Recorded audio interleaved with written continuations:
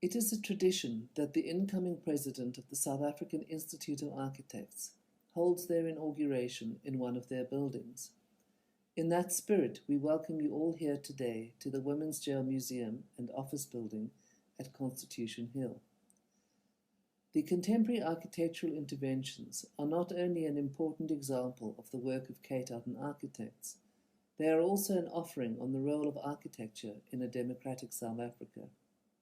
Built in 1909, the original structures are an example of Victorian English prison design. However, the women's jail is better known as a place where women anti-apartheid activists were unjustly imprisoned. Through this project, the building was transformed from a place of oppression and brutality to a place of healing, where human dignity is both defended and upheld, housing a living museum, the Commission on Gender Equality, and other human rights commissions. The architectural interventions seek to convey the cultural significance of this place and provide an eloquent platform for the voices of those who in previous decades were silenced. Ex-prisoners tell of how they were not allowed to move through the central atrium space, their movement confined to a never-ending polishing of the floors on bare knees or ambulation in the margins.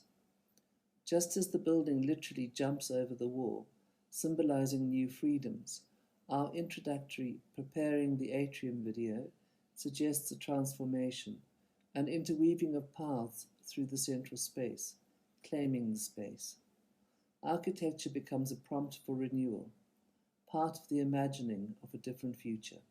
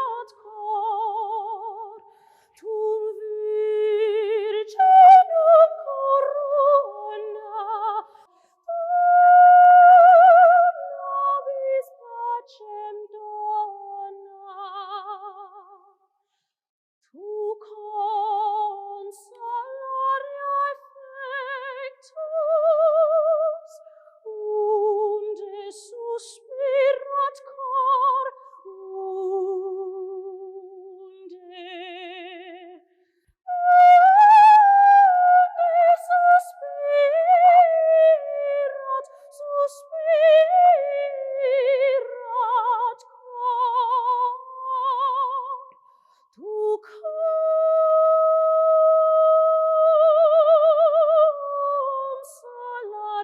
effectus, unde suspirat cor,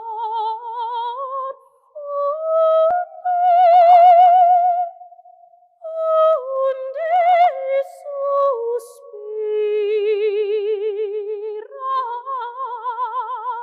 cor. Good evening, ladies and gentlemen, dignitaries, architects. I would like to make a note of some of the sister organizations that are here today. We have our regional bodies from different parts of South Africa, the CBE, SAICAP, the South African region for the AUA, Corobrick, AfriSAM, the South African Institute of Architectural Technologists, the Institute for Landscape Architects in South Africa, the Association of South African Quantity Surveyors, South African Institute of Civil Engineering, the Black Business Council in the Built Environment, and the Concrete Society of South Africa. Ladies and gentlemen, welcome to the 2020 SAIA President's Inaugural Ceremony. We trust that you will join us to say thank you to our immediate past president, Dr. Leanda Mpatla, and a warm welcome to our incoming president, Kate Otten. To kickstart this virtual inauguration, I would like to invite the CEO of SAIA, Mr. Mkhize, to say a few words. Mr. Mkhize? My name is Mtembeni Mkhize. I'm the new Chief Executive Officer of the South African Institute of Architects, known as SAIA. It is my privilege to speak at the inauguration of Kate Otten as the new SAIA president in the year 2020. I'm looking forward to serve as SAIA CEO under the leadership of President Kate Otten. I wish her all the best in her term. There is no doubt that President Kate Otten brings in a different leadership contribution for the benefit of all SAIA membership. In my term in office, I'll be working with our president in ensuring that SAIA members benefit from good constitution, bylaws, advocacy instruments, professional development programs, practice support, breaking news, industry publications, alliances, marketing, and numerous other benefits. SAIA thrives only when voluntary members contribute their time and resources, building a strong national organization, strong regional institutes, and strong members for the purpose of minimizing the negative effects in our profession. We need to strengthen the unifying force that was created and carried through this organization over the years. Our impact is felt when our organization wrestles with the dilemmas that face the nation, particularly as they affect our profession.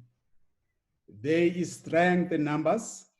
Therefore, by increasing the number of people in the organization, we add strength to the voice, which we can speak against apathy, intolerance, ignorance, against abuse of national environment and resources, and for the unempowered, the marginalized, and the disenfranchised. By building a strong organization, we develop a showcase for the excellence, creativity, which have been ignored for so long. Through our publications and conferences, we are able to inform the world that the profession of architects has the talent and capabilities to perform in design and construction with any other groups. Our goals are to increase the level of participation in the social, political, economic, and other areas for the benefits of affordable citizens of this nation and to tear down the barriers that exist. As architects, we are professionally responsible for protecting the health, the safety, and the welfare of the public. Architects, as members of South African Institute of Architects, are dedicated to providing quality design, safeguarding the public, and improving our built environment. If you are eligible and have not yet decided to be a SAIA member, we encourage you that you take a decision and belong to a professional organization of over 2,600 colleagues in South Africa, providing valuable resources for building a career in the practice and having a powerful collective voice to advocate for the profession nationwide.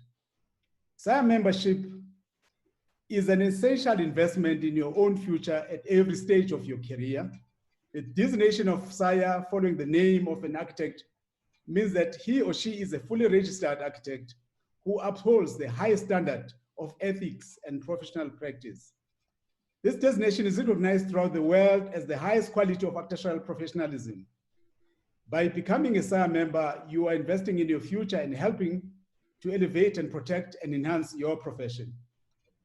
You join with other registered architects, emerging professionals, and allied partners who are advancing the value of their services and who are expressing the commitment to excellence in design and livability of our communities. At SAIA, we have a very strong objective to create and maintain relationships with other professionals and technicians whose work affect the physical and social environment of our people. We aim to be an effective force of motivation and to inspire our young professionals who are in architecture, and will continue to work closely with local, provincial, and national governments on ensuring that we are affecting our physical environment and neighborhoods in a good way to make their lives better. President Kate Orton, I wish you all the best in your term at SAIA. I thank you. Thank you very much, Mr. Mkhize. Our next speaker is the outgoing SAIA treasurer and the current MANCO manager, Mr. Russ. Mr. Russ, over to you. Good evening, Mr. President. Good evening, Madam President. Good evening to everyone online, and a special warm welcome to my colleagues currently under the breadline. Life in the Free State is not always free, but life in the Free State is great. After many years of national involvement as treasurer, as well as constitutional memory, today is a day to introduce you to another one from the Free State, Cecilia Janse van Rensburg, all the way from Betuli School, Bloemfontein University, and now from Nelspruit, professional architect since 1978.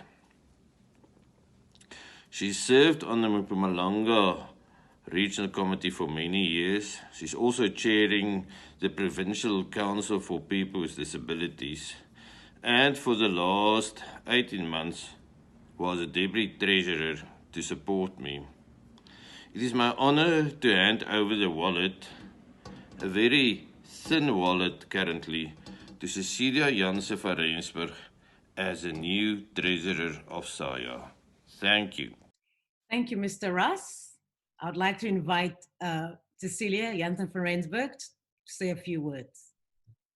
Good evening, everybody. Thank you very much, Philippa. Yes, it is an honor and a privilege, to accept this position as the national treasurer. And as Jan say, it is not with a very thick wallet that I'm starting, and it comes in a very difficult time as the industry is in distress. But I'm confident that by working together as members and the national office and our new CEO, we will pull through, and the members must take ownership, and because the members are SAIA. I have a few objectives for the new year. My vision is one of the contentious issues that had always been discussed and not resolved is the practice levies. And then, to look into added benefits for members. And the other objective is that we make aggressively market the profession and get other sponsors on board. I believe that this time next year, we will look back and we will be, and will be grateful that we can serve our members. Thank you for the trust placed in me. I believe I can deliver, and with the support of everybody. And thank you to Jan for all the hard work that he put into the organization. Well, he had the added benefit as the MCM that he could be more involved and be and in direct discussions with Esther and everybody involved with the finances. I believe we can work around it, and I'm looking forward to to meet again in person and to discuss the way forward. I wish Kate everything of the best as the new president, and I believe that we will move strongly forward, and COVID has learned us quite a few lessons. And by having more often virtual meetings, we could achieve actually quite a lot. But I would like to see that we can have live meetings at least 2 a year in the next term. And I'm looking forward to a new time. And thank you everybody for everything that you've contributed. And also to Leanda, our past president, and Marijke, the immediate past president. Thank you. Thank you very much, Cecile. As we make our way towards the inauguration of Kate Otten, before that happens, I'd like to invite the previous immediate past president, Ms. Marijke Cronje, to say a few words. Thank you, Philippa, for the opportunity to say a few words. I have no intentions to make it long and will keep it short and sweet as usual and instructed by Kate. In December 2018, I had the privilege to entrust the presidential chain to Luanda. Today is officially my last day as immediate past president, and do I have the privilege again to hand over the role as immediate past president to Luanda. In August 2018, in a stakeholders event in Bloemfontein, Jan's lovely Free State, I concluded the meeting with the following saying: how to eat the elephant in the room, one bite at a time. Did we have a few bites? Indeed we did. Under the leadership of Luanda, we've achieved quite a lot. Luanda, you steered the ship well. Your wisdom, good corporate governance, and in the manner you addressed matters are not lost yet, as being the immediate past president for the next year. In the same breath, I would like to thank SAIA for the opportunity to serve SAIA for the past 3.5 years. It was an honor and privilege. I wish our new President Kate and ManCom of 2021 the best of success, and may the good work continue. I'm sure, Kate, under your leadership, the elephant will become smaller. Thanks, Philippa. Thank you very much, Marijke.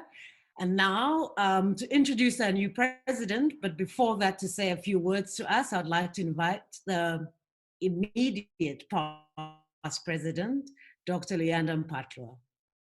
Greetings, colleagues, friends, SAIA membership, members, presidents from the regions, the broader industry at large, our international audience, colleagues from all over the world. It is a great honor to really be handing over the SAIA chain to Kate today, our new president, Kate Otten. In fact, the fact that we're assembled in this way, in these numbers, and being in all corners of the world, actually just characterizes who Kate Otten is.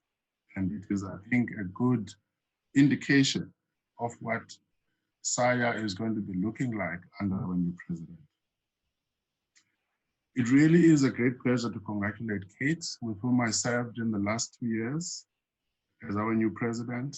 And as I hand over this presidential chain, which I was handed over by Marijke, as she says, I'm very, very confident that SAIA is going to be able to take us to the next level.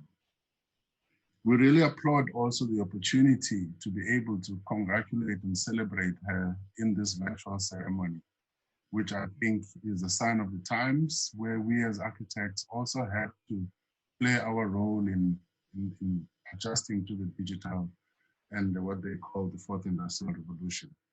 This is really exciting. Now, serving with Kate has been a process where we had to support one another. And I have to thank my MENCOM colleagues who have already spoken before me. I have to thank the board, which has entrusted us with this responsibility to manage this organization as best as we could. But I had a term where SAIA had no CEO. So as the Queen was preparing to assume the presidency, we had to work as hard as possible to make sure that we can at least deliver a CEO for her. So I'm very pleased that the CEO spoke first, because we worked very hard together with the selection panel that was put together, mandated by the board, to ensure that we get a CEO that will help run the national office, represent the organization. And I think his inaugural speech already gives me a sense that we probably have made the best choice possible. And I'd like to congratulate him for being available to take this position.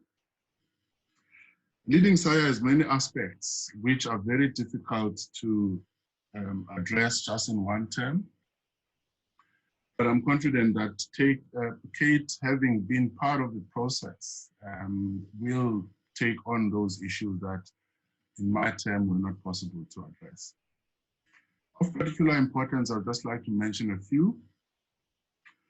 The task remains that of maintaining SAIA's relevance within the industry, within the architectural fraternity, but within the built environment context as well, but also within the national strategic objectives and situation of the country. I think our architecture needs to transcend the narrow limitations of just being seen as designers, but also as people who provide strategic leadership. And I'm very confident that with Kate on the helm, we're going to go some way to achieve this. Another task still remains that of attracting younger professionals into the fold, especially linking with universities, so that we can inculcate the confidence in the organization and in being part of the institute from young students whilst they're still at universities. I'm on record to have said that as SAIA, we've not done enough in that regard, and I'm hoping that we can take this further. We need to maintain partnerships with industry bodies and with national bodies, with our councils, to make sure that we can deliver on our mandate, and also get our councils to deliver on their mandate to ensure that our profession is well respected and well received even within government. The CEO has mentioned some of the challenges which I think he is ready to tackle, and I'm very happy to hear how he's introduced himself to us. We have international partnerships we need to maintain. I'm very happy to hear that we have representation from the AUA, which is our mother body in the continent. And as a member institute, we will do all what we can to ensure that we meet our mandate. And Kate is very well aware of the areas we are not able to cover in this regard. This was covered in my end of term report.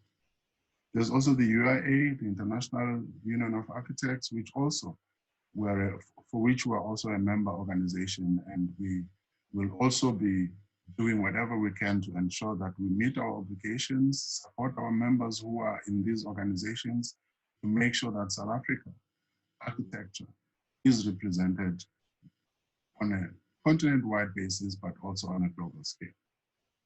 To conclude, I'd like to say that one of the other bigger tasks is obviously to manage SAIA as efficiently as possible. And I think that we've started that process of ensuring that we're accountable in our actions, we do our best to represent our members, and we ensure that we remain relevant within the broader industry.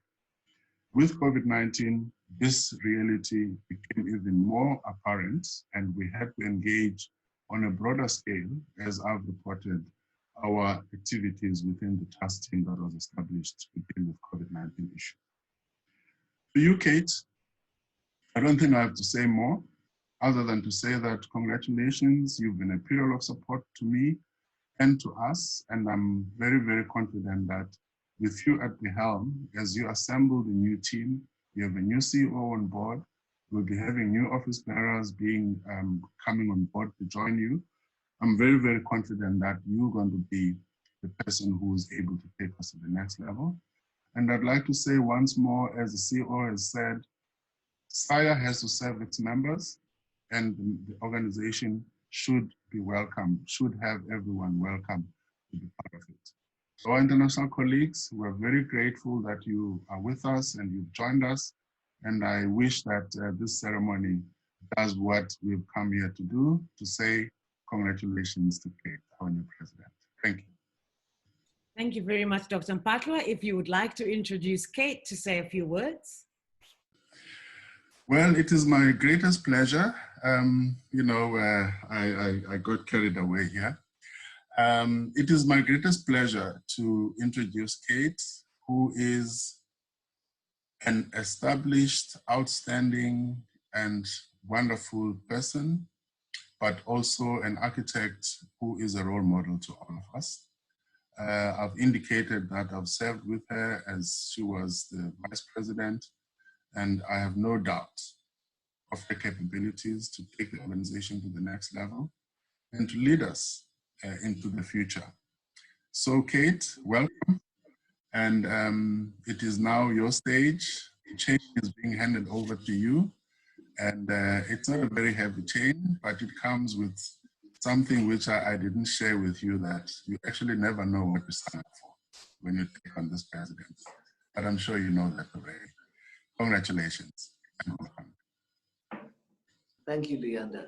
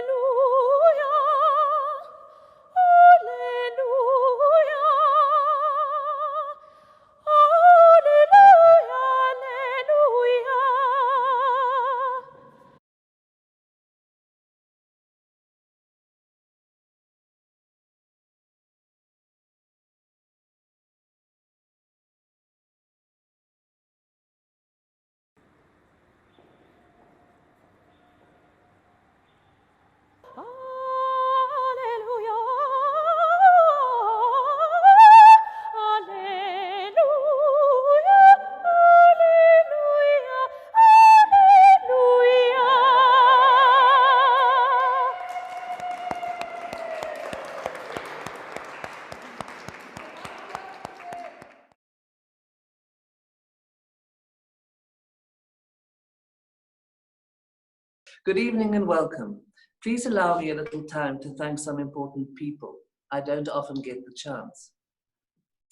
Firstly, a big thank you to Leander. You have been an incredible leader and are quite an act to follow. It gives me strength to know that I can rely on you to continue to be on board as we steer this SAIA ship through uncertain waters. Thank you to the SAIA executive and staff. Our office bearers know how hard you work. And a warm welcome to our new CEO, Inauguration, who has, even in the short time he has been in office, proved himself to be supportive, thoughtful, and knowledgeable. And then many thanks to the people who may be behind the scenes to you all, but without whom I truly would not be here. Paris, my partner, an exceptional human being, whose support, both unseen and overt, gives me space to be me. Paloma, our daughter, beaming in from the Netherlands, the light of my life. Annie, who keeps our house a sanctuary and helped raise Paloma. Jay, my sister, beaming in from London. She was the one who told me to do architecture. And a special thanks to my office, Selma, Julan, Nicolette, and Ben. Sounds like a small team, but they're a powerhouse when they get going. Thank you for being there.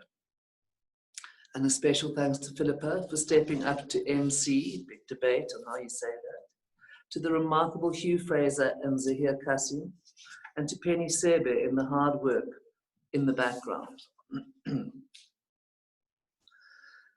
The COVID pandemic has highlighted a number of already existing crises in our world that are long overdue our attention.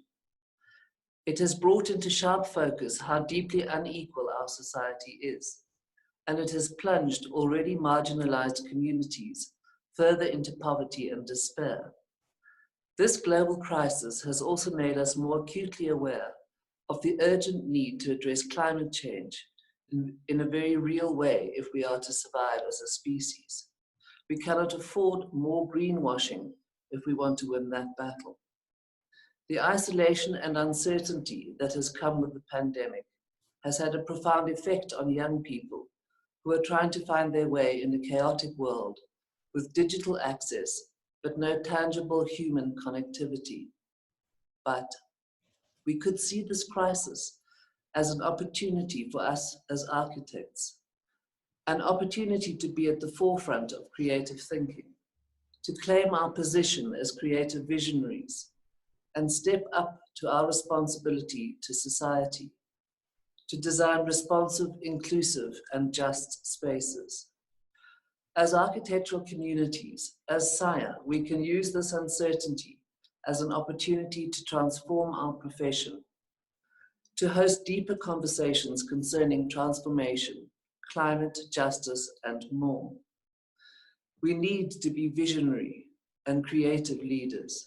We need to imagine and describe a future in such uncertain times.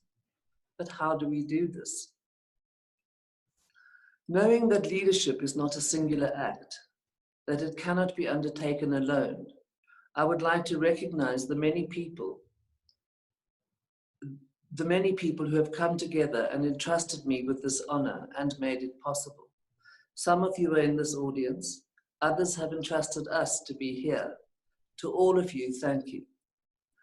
I hope my presidency will be one that speaks to a collective, inclusive, collegiate architectural community where we can support and inspire each other.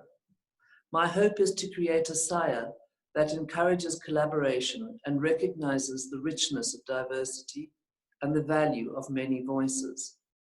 To start this collective conversation, I have invited a number of colleagues, both local and from the diaspora, to join me in speaking with many voices about our profession, to share their ideas about how we as architects might address these many challenges and opportunities we are presented with. And so too to a collection of video clips. Kate, it is a great honor to congratulate you as the new SAIA president, and having served with you the last 2 years, I'm very confident that you're going to take SAIA to the next level. What are my hopes? I know how passionate you are about young professionals and how we should be supporting them, particularly young women, to whom you are a role model. But not only to them, you are a role model to all of us. The world is facing a new challenge coming with COVID-19, and we've seen how devastating this has been, particularly to vulnerable communities. We know the impact of bad design on bad neighborhoods, and architects are going to have to step up and actually provide leadership. And I think as leaders of the Global South, we have to be part of the conversation about better communities, better design, better cities. And I think with leadership like you, we're an opportunity to engage on those discussions and take the discussion further. I wish you all the best, and I know that you'll do the best you can. Hello everyone, and a very, very warm welcome to you all from New York. I'm delighted to be taking part in tonight's event, which gives me the opportunity to say thank you to Leander on the one hand, and welcome to Kate on the other. Inaugurations are special events, but tonight's ceremony I think is more special than most. Assuming the role of SAIA president in a normal year is a huge honor. To be doing so in 2020, in the middle of a global pandemic, and against the backdrop of global protests, is another thing altogether. Just over a week ago, when Kate emailed me to ask me to contribute something short and hopefully sweet to tonight's film, her email contained several key words: transformation, inclusivity, climate and justice, words that have gone viral in the past 6 months. If you type in the word inclusivity into Google, you'll get roughly 10 million results. The word climate brings in 818 million, and diversity over 1 billion. So these are issues that are clearly on everyone's minds. But her email also contained the words reclaim, forefront, support and inspire, which point to a rather different kind of crisis, specific to architects and to our dwindling influence in the issues that matter now. In that same email, she asked the question, how can we, as architectural communities, use this uncertainty as an opportunity to transform our profession? For me, the answer lies in our training. We are generalists, not specialists. Our knowledge base is broad and lateral, not specific and deep. Our imaginations are our most valuable tools, not CAD or BIM. Architects design buildings, yes, but buildings or groups of buildings also design us. And every new presidency is an act of hope, usually for a better future, and every new leader is expected to come with a manifesto for change against which they will be measured. But 2 things stand out for me as lessons of the past 6 months. 1, that we're not very good at predicting the future, and 2, now more than ever, leadership matters.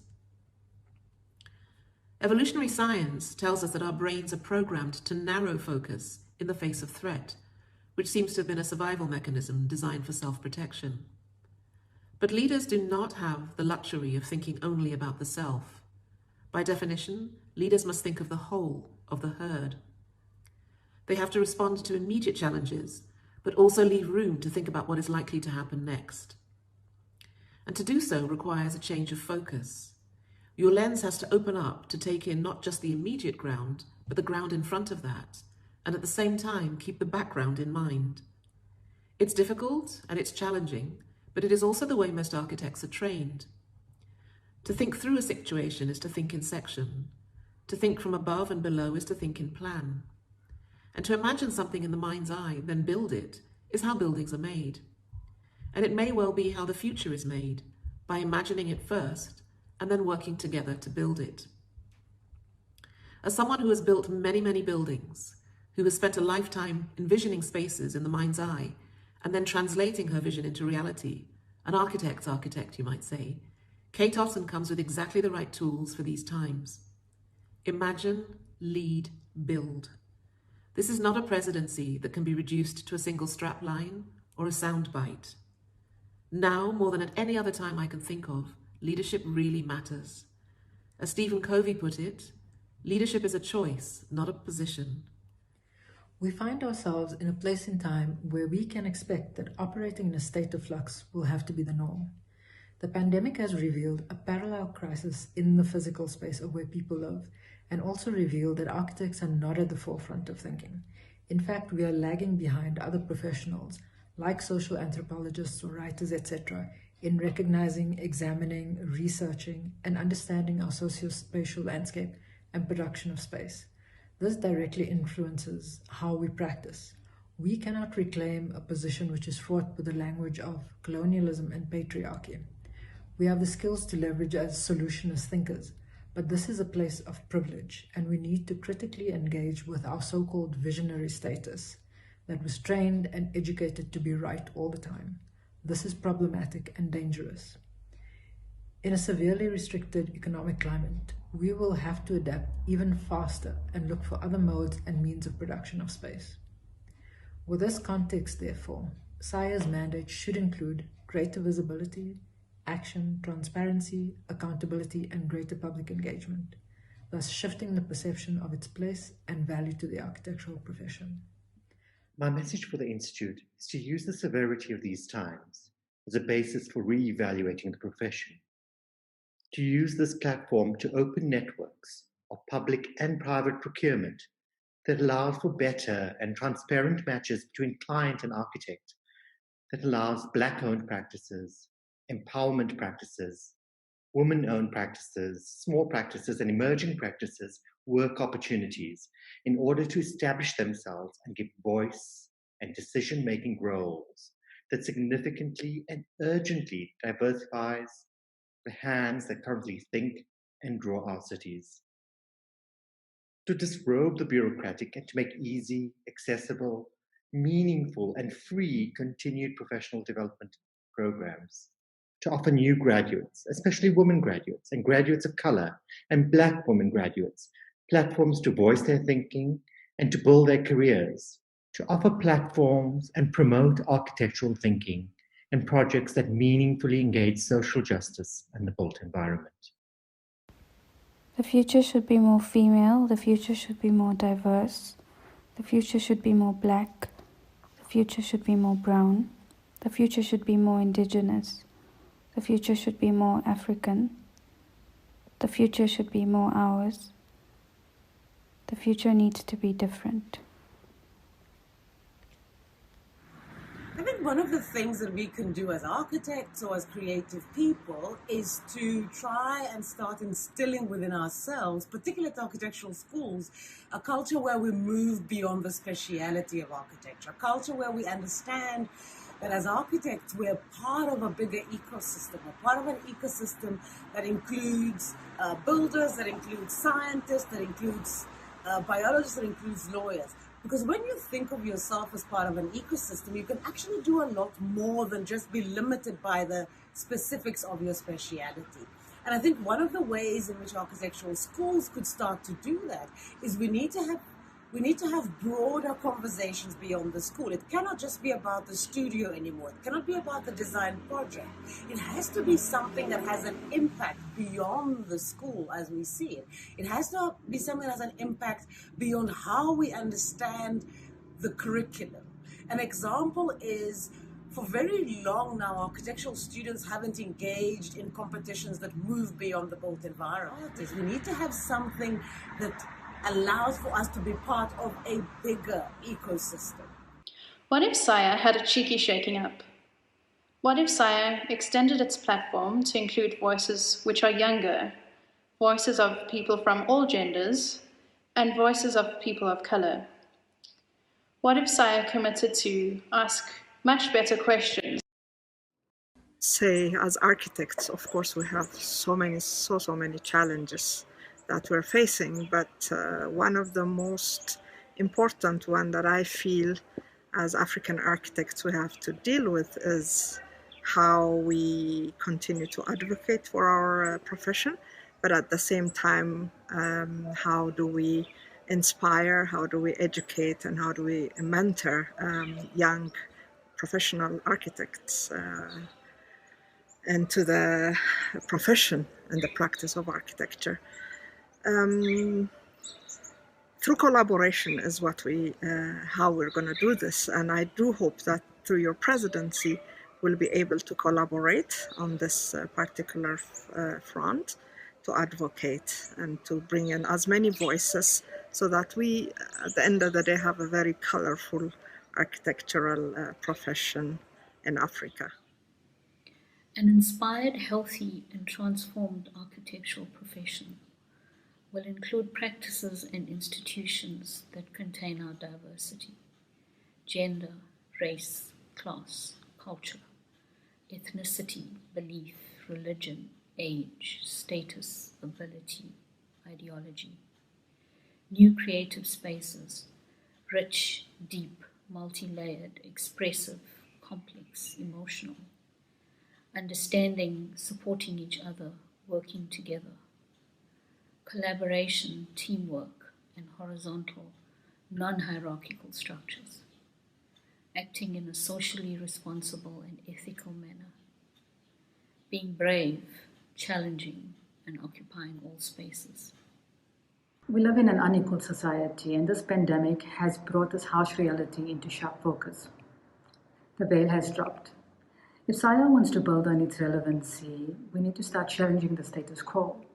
SAIA need to become more representative and inclusive and create a platform for those that have been marginalized before to be included in its future endeavors. Those that include Black practices, female practices, the emerging young Black professional, and the youth. We need to actively engage these marginalized constituents in order to create direct access to work, to appoint Black professionals into leadership roles, to encourage the youth to raise their concerns and give them a platform to showcase their work. SAIA should actively engage special practitioners to work in areas where our skills are needed the most, so that we might, in the future, endeavor to create more equitable cities. Good evening, Kate. I'm excited to have a female president for the South African Institute of Architects, particularly now at this time when the world is in need of healing and humanity is feeling very fragile.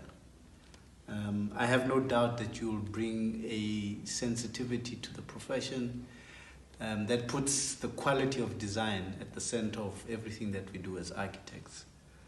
In addition, I believe you are well placed through your experience to bring in a sense of transformation to the profession, particularly post-COVID. I think you will be instrumental in creating space for new, young, Black and female voices. In addition, I think you have the ability to inspire the public to be aware of and participate more in the built environment. Finally, I think you will be one of the biggest advocates advocating for a more equitable use of space as a resource in these days and times. Congratulations. As architects, we need to seize this opportunity to reinstate the importance of design, not as a nice to have, but as an essential component of creating responsive and appropriate built environments. Our special skill is to translate issues and ideas into built form through the design process. Kate, I've had the pleasure and privilege of working with you on a number of architectural competitions and projects, and I've always admired your passion for your profession, your enthusiasm for each project that you take on, and of course your fabulous sense of humour. Leading the Institute during the toughest period of our democracy requires compassion, inventiveness, and guile, all of which, Kate Otten, you possess in abundance. Quality leaders are those that embrace periods that are hard and never when they're easy. We all have to view this period as a period of opportunity and not despair. So dig deep, take up our collective struggles, and continue to build this organization that will never, ever ignore the triple scourge of poverty, unemployment, and inequality.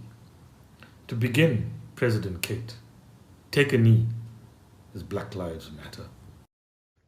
Hi, Kate. Thank you so much for the invitation to say a few words on your inauguration as the president of the South African Institute for Architects.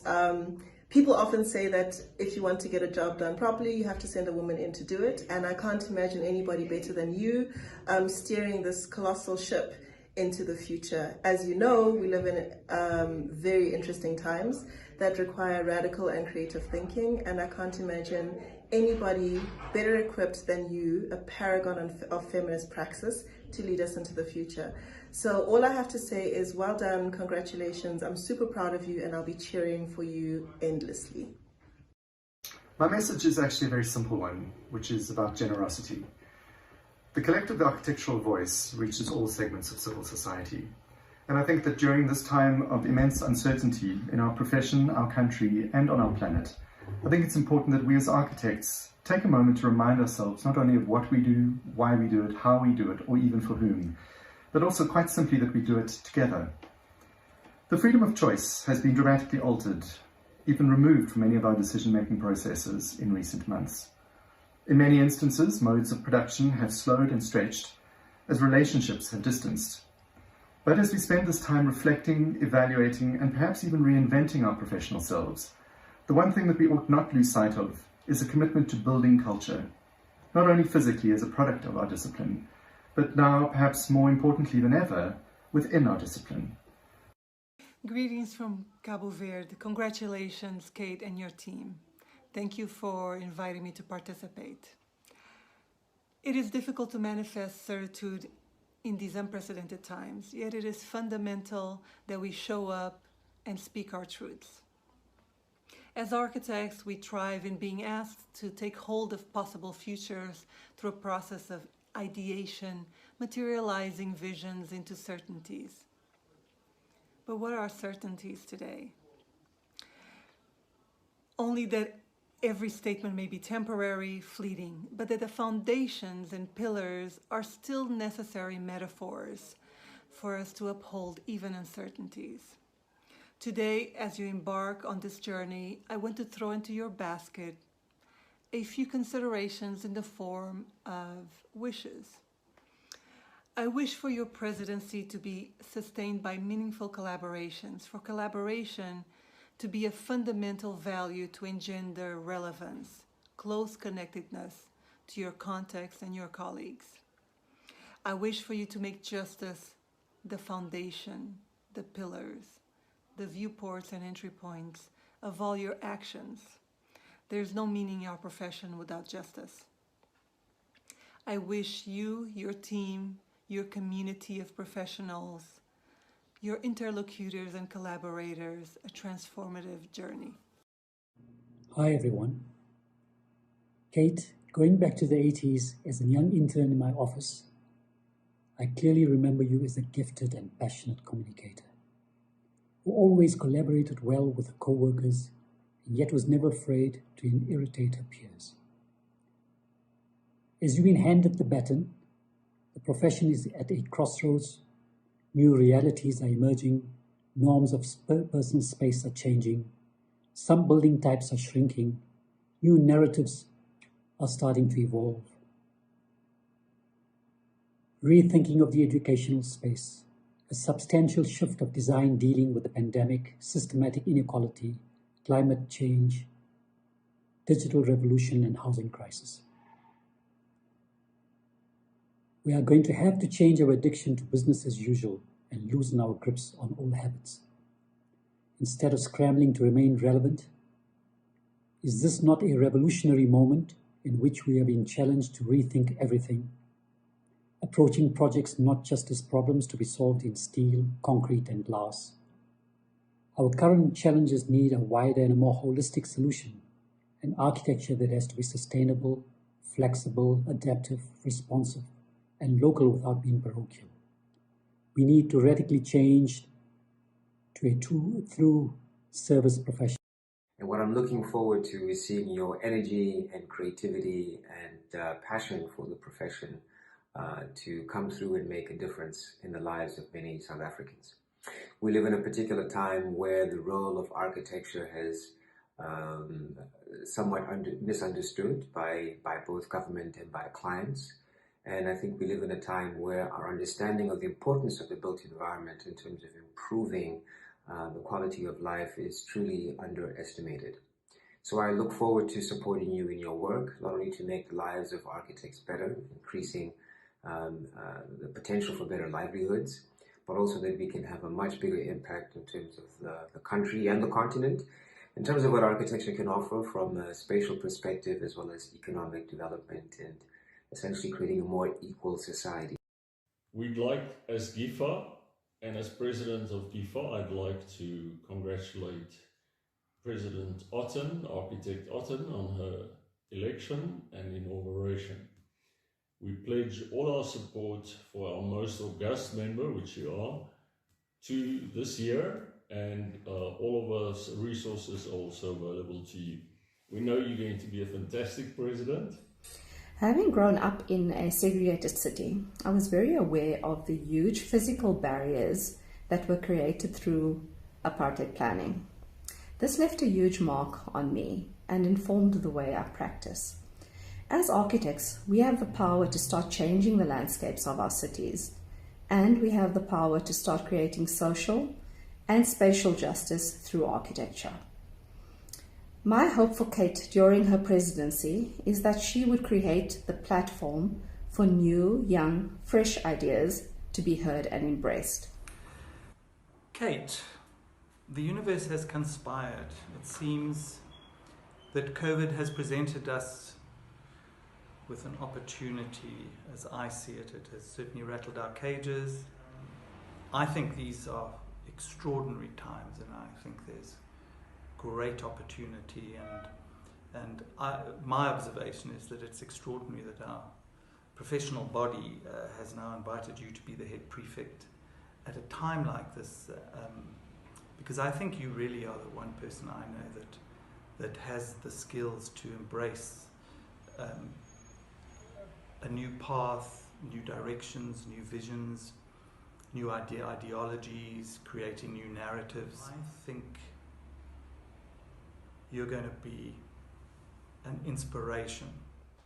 To some extent, I think creativity thrives in unpredictable and uncertain situations. Where the future is not known, it allows us to speculate towards a more indeterminate space and time. It forefronts design challenges and makes them more urgent. Issues that have always been around become much more relevant. I also think that it's great that more than ever conversation has been so prevalent and accessible online. The world has become a bit closer in terms of being a part of global conversations. And as practitioners, we need to be questioning, how can architecture be made more culturally relevant and inclusive of alternative narratives and forms? Where is architecture heading in terms of serving society? And how can we learn from our context in the way we practice? So I think it's exciting that SAIA is heading in a new direction with Kate at its lead. I can only imagine that the future holds more representation and inclusivity in the profession, and much more support for outlier architects, young architects, females, architects of color, and many others. I think this will be the beginning of creating new conversations that forefronts inequalities and pushes practitioners to collaborate and be bold in our work. So congratulations to Kate, and wishing you an inspirational and groundbreaking term as president of SAIA. Dear Kate, I'm shooting this video from the deep heart of Côte d'Ivoire in the jungle, and really wanting to share with you the fact that I think that we need to go back in these very uncertain times to things that are much more simple. We need to unlearn the global and start reconnect with the local. And as architects, I think that nobody better than us can rethink the tomorrows of this planet. And the tomorrows of this planet has to go through architecture. Good luck in your endeavor, and of course, I will always be part of the usual suspects. Thank you very much. Yeah, that's actually that's that's why we do all of the night.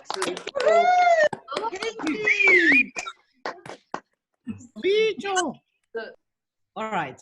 Thank you, everyone, for that. I'd like to introduce Kate to say a few more words after that beautiful clip. Kate? So thank you, everybody who participated in that clip. We had many, and some that were too long to include, or some that arrived too long to include.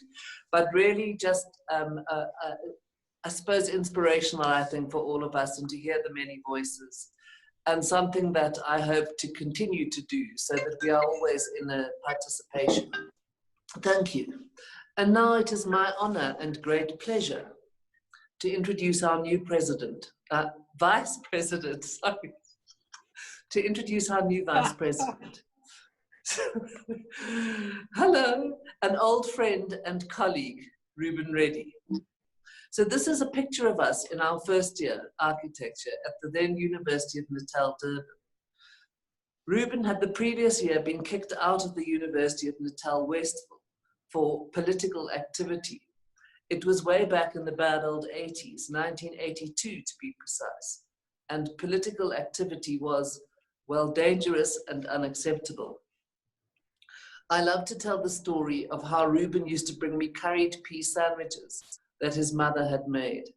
I was in res and really enjoyed them, but that was first year. Ruben went on to start his own practice with Erik Orts Hansen immediately after graduating, later forming his own practice, Ruben Reddy Architects. Post-94, he was engaged by the Public Works Department in drafting of a new method of government appointment of professionals in the built environment. This resulted in the consultants' pilot roster, which, for the first time in a government roster in this country, included Black professionals. Ruben has been appointed architect and specialist in the design of numerous football stadiums and hospitals, both locally and internationally. He has twice served as president of KZN, KwaZulu-Natal Institute of Architects. Welcome and congratulations. I look forward to serving with you. The lone clapper. Thank you very much, Kate. I don't know whether I'm on here.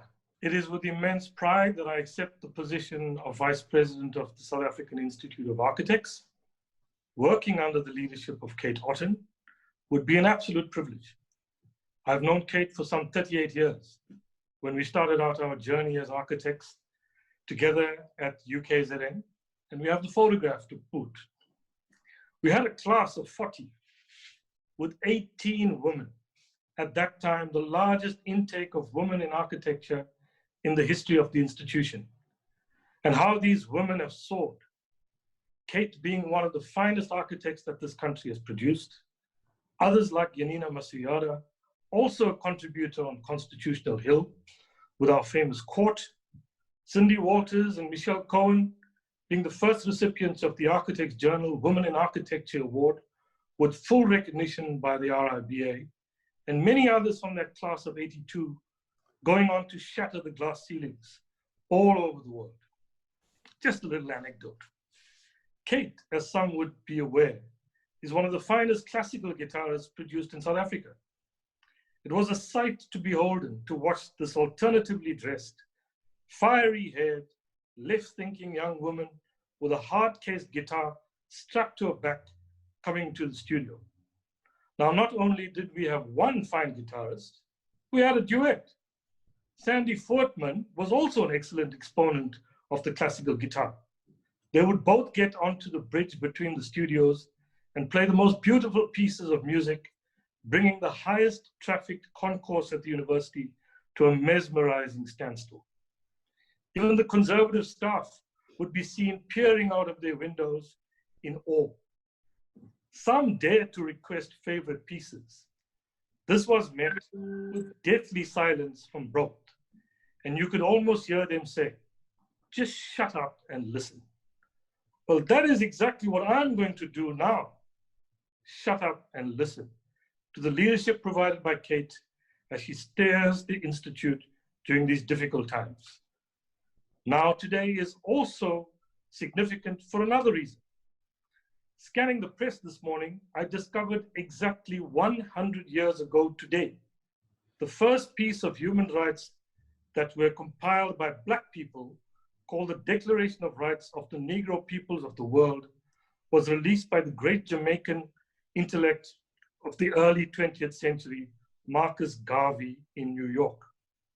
The irony of this appointment today is I began my political life in the Black consciousness movement and followed the teachings of Garvey, Frantz Fanon, and our own Steve Biko. Whilst that document has hardly been placed in the annals of history, it cannot be denied that it did inform the 1948 UN Declaration of Human Rights and our own Constitution and Bill of Rights. Biko wrote, "I'll write what I like." Kate played what she liked, and it was beautiful. And she will perform presidential duties now, and it will also be beautiful. I am honored to be part of this time in the Institute to make my contribution. I wish President Kate the very best. Many, many, many thanks indeed again. Thank you. Thank you very much, Ruben. On behalf of SAIA, I would like to extend thanks to everyone that joined us today for this virtual event and hope that you have enjoyed it. I would also like to thank all the people that contributed in various ways to the making of the videos, putting this event together in a somewhat unprecedented form. Thank you very much. Again, thank you very, very much to all the dignitaries, institutions, organizations, associations, architects, ladies and gentlemen who have come to join us in the celebration of the inauguration of Kate Otten as the 2020 SAIA president. This brings us to the end of the event. However, should you wish to review or share this event, the proceedings of the event have been recorded and they'll be made available on various social media platforms, including YouTube. Have a great weekend. I'm being a bit presumptuous. Have a great evening and enjoy the rest of your night. Goodbye. Thank you.